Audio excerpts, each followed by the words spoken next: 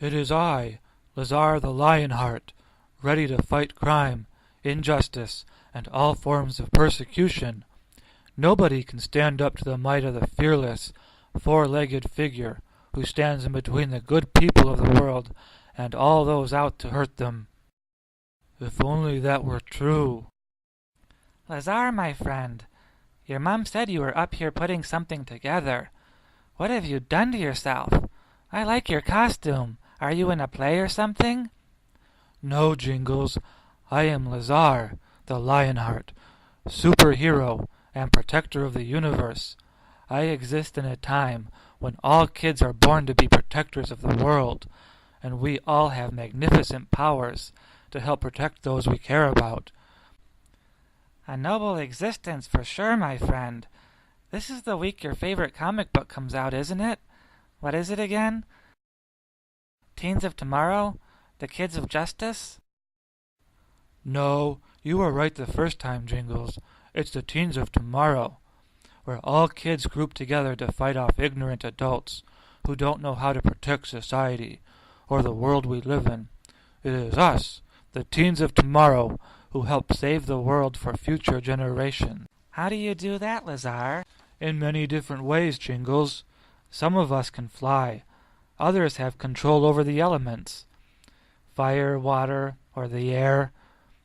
Others have the ability to read minds. Some have the power of invisibility.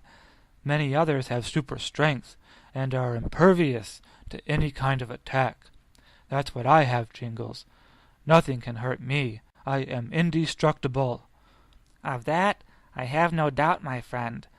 But you do realize that time and again, writers have tried to predict what the future would look like. Time and again, they've been proven wrong. It's okay to imagine yourself in these worlds created by writers. Just be sure not to get it carried away, Lazar. What do you mean, Jingles? How could I get carried away? Well, remember last year, when this comic first came out? After the first issue, you told me that you had the ability to fly. You had your mom make you a beautiful cape that flapped as you ran around the yard. It was great. You were so happy. If that's where it had ended, everything would have been fine. But you remember what happened next, don't you? Well, I try not to. That's right. You climbed up the tallest tree you could find. You thought you really could fly. Then, as soon as you get to the top, you jumped. Your cape got caught on a bunch of branches, then torn to shreds as you fell through the tree. The doctor said it was a miracle you survived. That you only got a broken arm and a concussion was a true miracle. Oh, Jingles, I learned my lesson from that. You don't need to worry. But someday, when kids have superpowers... Lazar, please, understand. Comic books are fiction. They aren't meant to be taken literally. Here, Bunsen is upstairs right now, and he's got a film ready for you to see. It's one writer's take on what the future would look like. In 1940, he had a vision of tomorrow, or our today. Just watch, and see how close he came to getting it right. Did he come anywhere close? Watch and see, Lazar. Watch and see. Let the film roll, Bunsen.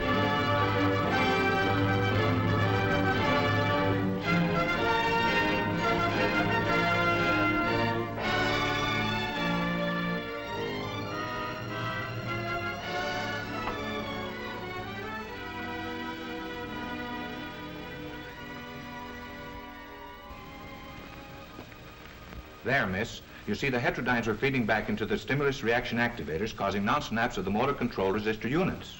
Oh, that's good. No, lady, that's bad. But your regenerative circuits are tuned asynchronously, and that causes concatenation in the intermediate amplifiers. Well, that's bad, isn't it?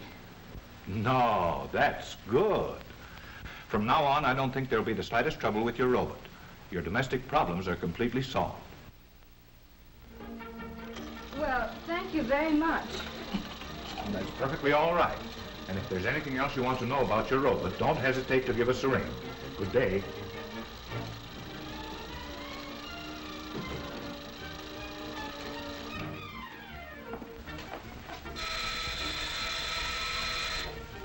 Rollo, answer the door.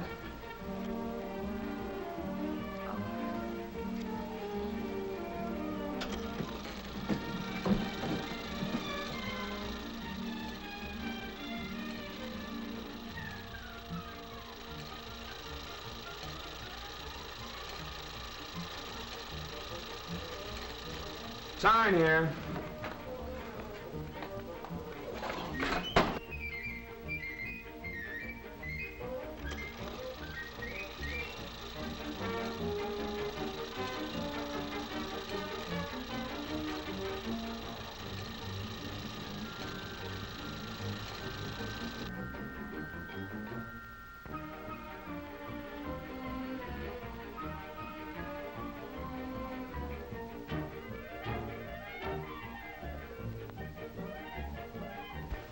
Lars, Rollo, fix.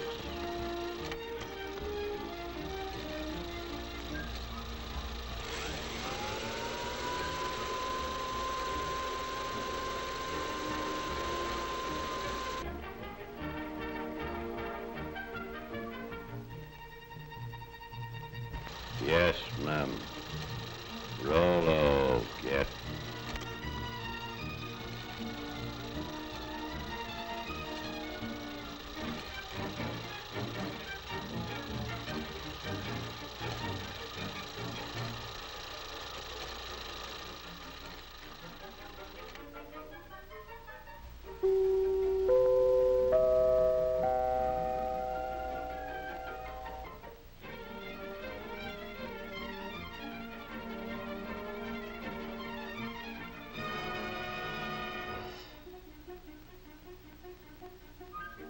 Yes, Rollo the robot, the chromium-plated butler, is just a daydream after all. But not so Rollo's little brother and sister robots, the millions of small mechanical servants that never ask for afternoons off, the amazing machines and gadgets that almost seem to think for themselves. The tiny clockwork brains and heat regulators on our kitchen stoves apparently do almost everything except read the cookbook. Thinking machines like this keep golden brown slices of toast from turning into slabs of charcoal and keep the coffee hot until we're ready to start dunking. Then there's a tea kettle that's been trained never to boil dry. When the water is gone, the kettle simply pulls out its own attachment plug. And here's a gadget that ought to rate a bow from every dog in the country. A Fido feeder that never forgets when the pup is dining home alone and the rest of the family is dining out. What's more, it tells him when to come and get it. In offices and schoolrooms, too, robots have learned to turn on the lights. This little electric eye measures the amount of daylight coming in the windows. When the light level outside drops below the requirement for good visibility, this robot throws a switch, and the first bank of lights goes on. No robot machine has ever been accused of being absent-minded or careless at its work. Here, a robot that never sleeps nor winks, nor looks out the window, stands guard over the men who work at this giant press. As long as the robot can see the man, the press won't budge an inch, and that's mighty important on a big job like this. Did you ever hear of anyone getting his lap caught in an elevator door? That can't happen here, because as long as there's anything in the way, this door can't close.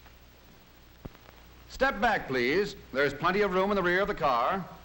All right, then, don't step back. Just take a deep breath and hang on to yourself. One little robot, for example, always remembers to serve drinks when it sees anyone walking around with a thirst. A beam of light is aimed across the fountain and into an electric eye. When the beam of light is broken by a solid object, such as this head, the electric eye control opens the faucet, and there's your drink. This particular device is an automatic fire sprinkler. Someday, maybe someone will invent a robot that can take a joke. Some robots have even learned to fly. Tiny automatic brains in giant airliners, sensitive to the slightest change in balance or direction, relieve the busy pilots of the job of keeping the wings level, the nose on the horizon, and the plane headed in the right direction. Don't look now, but this motor car is simply full of robots. In the carburetor is a diet specialist, a brainy collection of jets and valves and floats that serve a health menu of gasoline calories and fresh air vitamins to the engine, a menu that varies with every change in speed or load. The engine likes its meals served not too hot and not too cold. So in the intake manifold, another mastermind with a nervous system sensitive to heat uses hot exhaust gases to warm the mixture before it goes into the engine. Step right up close to the platform and see the Siamese robots. These robots attached to the distributor are always worrying about the spark in the engine. One is sure that the spark ought to be advanced. The other is equally sure that it ought to be retarded just a trifle. But they never argue. Each takes his turn according to the speed and load, and between them, they manage to stage a grand performance every time they go on the road. One little robot, a very small but intelligent brain, sits up back of the engine in the voltage regulator and keeps close tabs on the generator to see that the generator makes enough current to keep the battery fully charged, but not too full. And still another deep thinker rides way up in front. Its job is to keep water from cooling off in the radiator until the engine is warmed up to a good working temperature. Then, in the vacuum power gear shift, there's a robot strongman who thrives on almost nothing at all. With a bit of a vacuum, this sturdy fellow can almost shift for himself if we'll just tell him what we want him to do. Robots have even taken up the art of dial twisting in our radios. All we need to do is push the button and listen. Driving wouldn't be half so much fun if we didn't have that phantom crew of intelligent robots to help us. Every day in our homes and offices, as well as in our motor cars, hundreds of these little robots are doing more things for us than we realize, taking care of the routine tasks and leaving us free to live and work and play in greater ease and comfort and safety.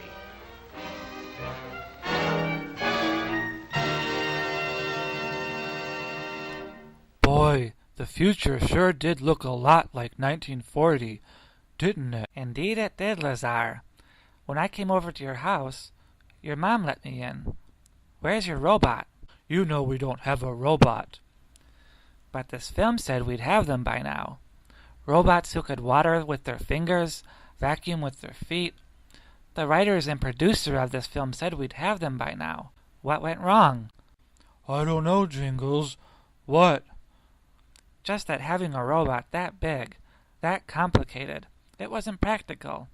It would take just as long to do something as to ask the robot to do it.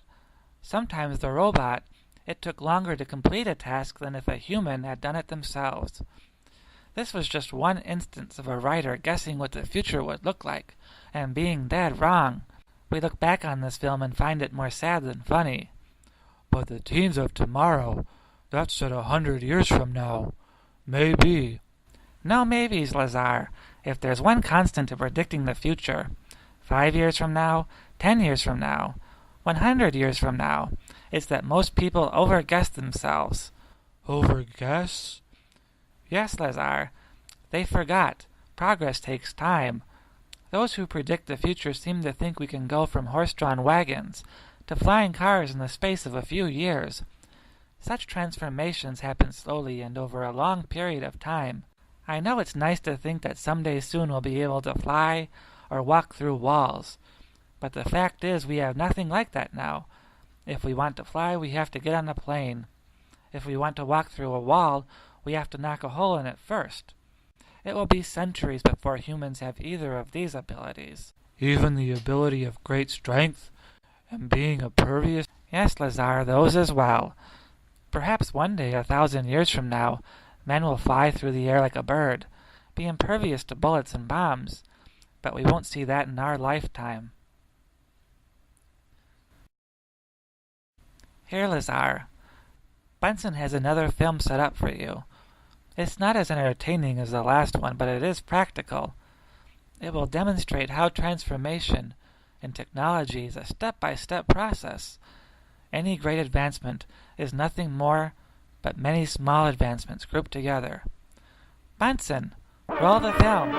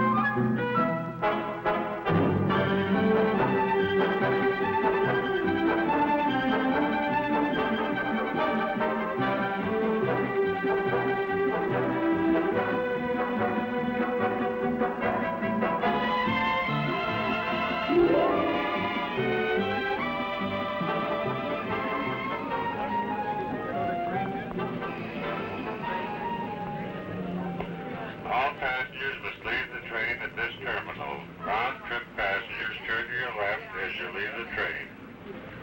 Exit to your right.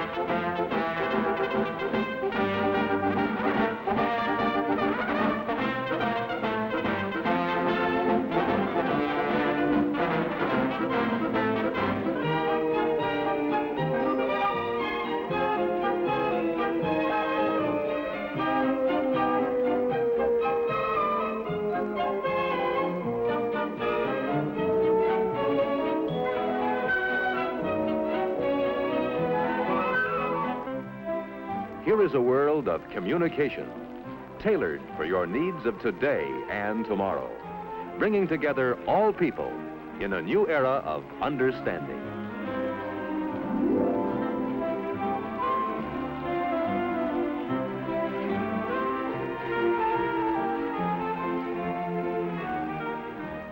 Keeping in touch by means of the amazing new Bell Boy is the Bell System's answer today for doctors, salesmen, delivery men, or anyone who must be available at all times in the fast-paced world of Century 21. When someone calls and you are out, you can be reached by dialing your Bell Boy code number.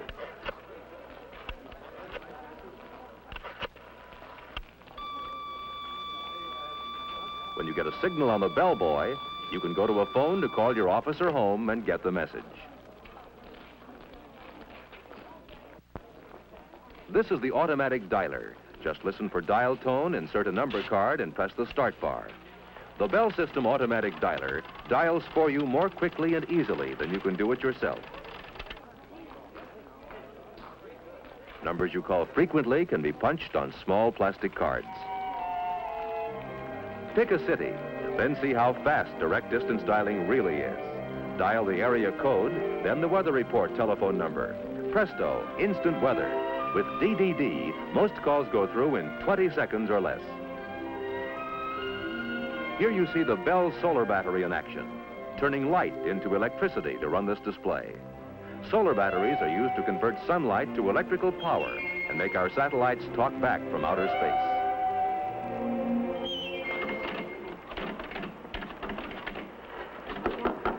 Thank you.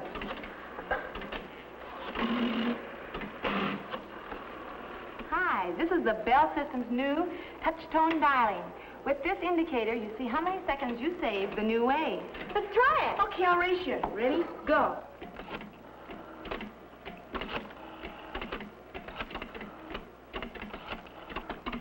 I beat you.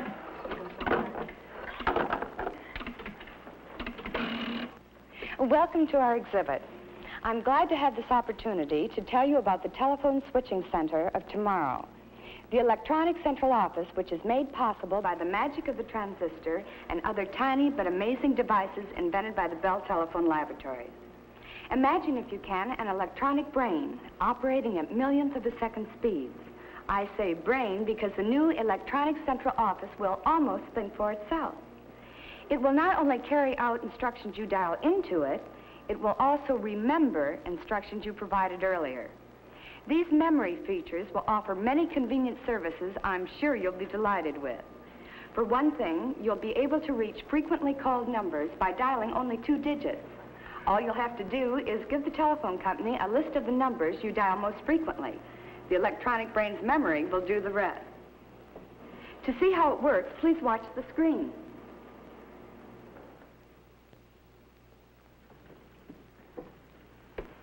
Is it time to phone, Grandma? Now, let's see. All right.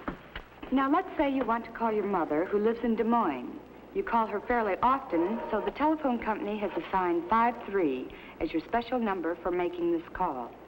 When you dial the 5 and the 3, the electronic central office's brain says, uh-oh, something special, searches its memory for what those 2 digits represent, and dials the area code plus the full number in Des Moines for you. Hello? Hello, Grandma. Ever been invited out for an evening and had to turn it down because you're expecting an extra special call? Well, the electronic central office will solve that problem for you, too. When you do go out, it will be a simple matter to have your calls transferred. All you'll have to do is dial a special code, which tells the equipment's brain you want your calls transferred, and then dial the telephone number where you can be reached. Our amazing electronic central office will take it from there. I think it's a wonderful call for you. No, you stay there. Hello? Diane? No, this isn't Diane. It's Linda. Linda? What gives? This is Jim Morton. I was calling Diane Brown. Oh, yes, she's here. She had her calls transferred to my house. Hi, Jim. And what about those times someone has tried to call you and your line is busy? We've thought of that, too. fine, Sarah, that's fine. I'll have the information for you at the meeting next Wednesday. When you hear the beep tone on your telephone, you know someone else is trying to reach you. Sarah, will you hold on just a minute? Someone else is trying to reach me. All you do is flick the switch hook to hold the first call while you Hello? take the second. Oh, hello, dear. I was just talking to Sarah. I see. Okay, dear, but you tell Fred next time he's in town he's to bring Helen, right? Bye, dear. You flick the button back and go on with your first call. Hello, Sarah? That was Bert calling. Easy as pie, isn't it? And here's another feature you're going to find handy. Now look. Sarah, Jane knows a lot more about that than I do. Why don't we get her on the line and find out? Okay, just a minute. Want someone else on the line? That's easy, too. Flip the switch button, then dial a code number and the number you want. And presto.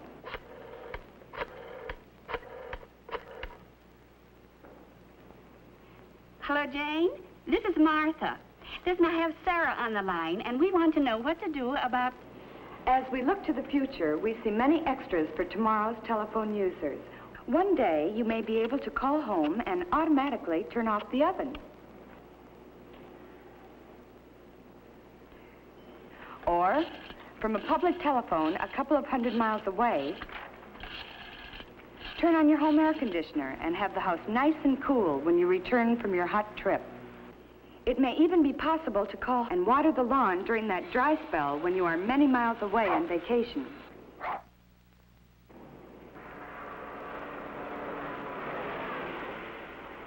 Sounds fantastic, doesn't it?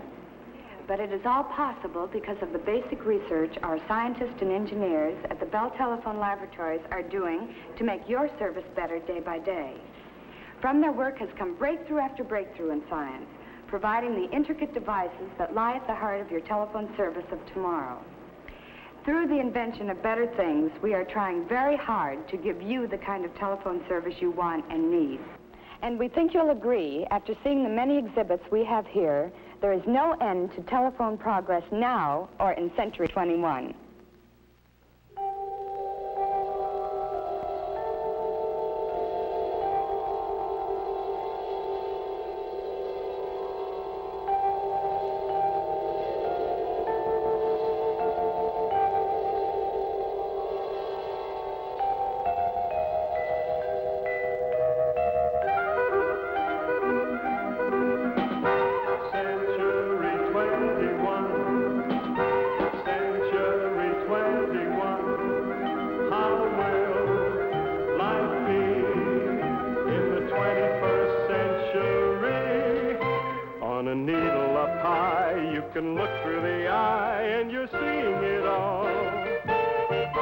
Yes, you're seeing it all.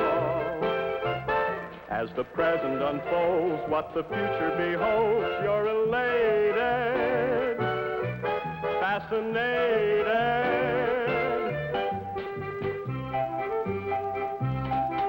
See the art shows, walk the thoroughfare, on the boulevards leading everywhere. Ride a rickshaw, dine on caviar, you can telephone a star. It's a wonderful age on a beautiful stage, demonstrated for you, been created for you. It's just a part of the thrilling start of Century 21. You see, Lazar? We didn't go from the kinds of phones they used in the 1940s and 1950s to the kind we have now in the space of a few years. It took decades to go from rotary phones to phones where we could see the person you were talking to. Yes, they did have models that did that feature in the past, but for some reason they weren't practical, not like they are today anyway. For whatever reason, video phones needed to be created, tested, and refined over decades before everyone had that ability. This movie might have been a bit boring, but it does illustrate finely that the world of tomorrow is just a continuation of today. What will the world look like 100 years from now? Who knows? But the best guess will be a lot like today. The technology will be different, but people are still people.